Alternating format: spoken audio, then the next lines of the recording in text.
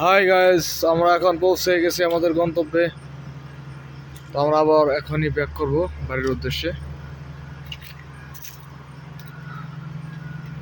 C Banalata guest house, এখানে আছে হৃদয় চৌধুরী। আমরা এই মুহূর্তে আবার সিলেট থেকে ব্যাক করব বাড়ির উদ্দেশ্যে, চলে যাবো বাড়িতে। এখানে লোক আমরা নামিয়ে দিলাম। এখানে একটু পরে আমরা চলে যাব টাঙ্গাইল। সিলেট থেকে আবার টাঙ্গাইল চলে যাব। তো সবাই আশীর্বাদ করবেন আমরা যেন ভালোভাবে বাড়িতে পৌঁছাইতে পারি।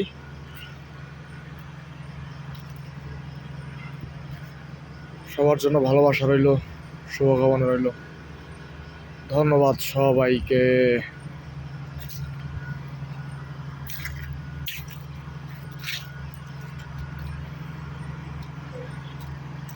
এই নিচে কিন্তু পাহাড়, অন্ধকার থেকে বোঝা যাচ্ছে না, নিচে পাহাড় আছে। আমরা পাহাড়ের টিলায় আছি।